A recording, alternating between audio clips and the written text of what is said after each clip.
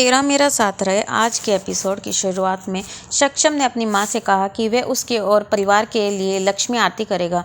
वह यह कहते हुए खिड़की बंद करने के लिए कहता है कि हवा तेज है। गोपी वहां आती है और दिए को फूंकने से बंद होने से रोकने के लिए हाथ रखती है। वह जाने वाली है, लेकिन वह उसे रोकने के लिए कहता है और वह उससे कहता है कि वह आरती कर सकती है। वह उससे जुड़ जाती है और वे दोनों आरती करते हैं, जिससे आशी चिढ़ जाती है। आशी आश्चर्य करती है कि वह क्यों सहमत हुआ। दोनों ने आरती पूरी की और आगे हम देखेंगे कि सक्षम ने उसे अपनी उम्मीदों को ऊंचा न करने के लिए कहा है और उसे बताया है कि उसने अपने परिवार के लिए ऐसा किया है और आज दिवाली है और वह अपना घर छोड़ रही है और उसका फैसला अभी तक नहीं बदला है। गोपिका सोचती है कि कम से कम उन्होंने पूजा तो की है। गोपिका बात से कहती है कि उसके और संकल्प के बीच कुछ भी नहीं बदला है।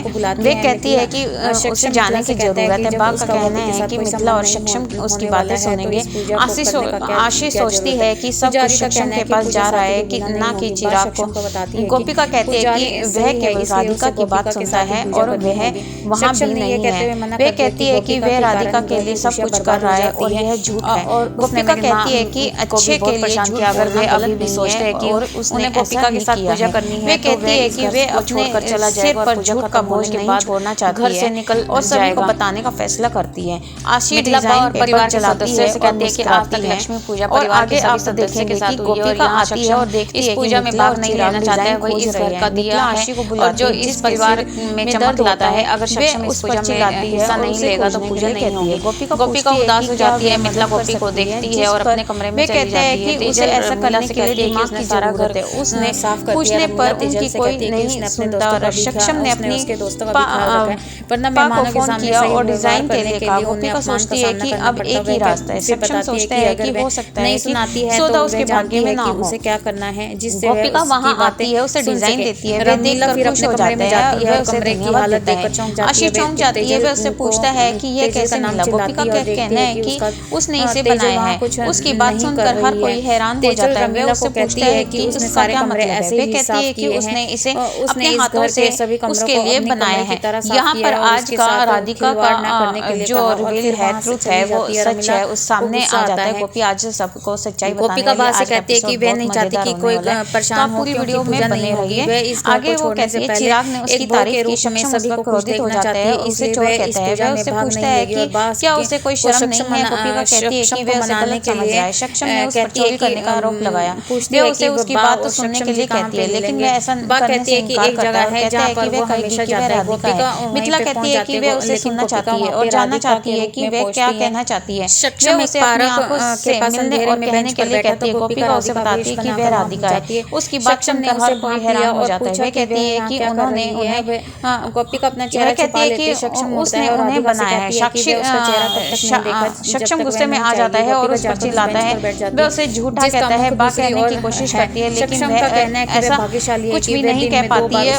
वह उस पर चिल्लाता रहता है। सक्षम गोपी पर चिल्लाता रहता है। उसके पिता का कहना है कि उसे समझ नहीं आ रहा है कि क्या हो रहा है। सक्षम उसे कहने नहीं देता है। वह उसे अपनी आंखों के सामने डिजाइन बनाने के लिए कहता है। वे सहमत है। उनका कहना है कि वह कुछ भी कर सकती है। वह उसे बताता है कि उसके पास जलाने तक का समय है।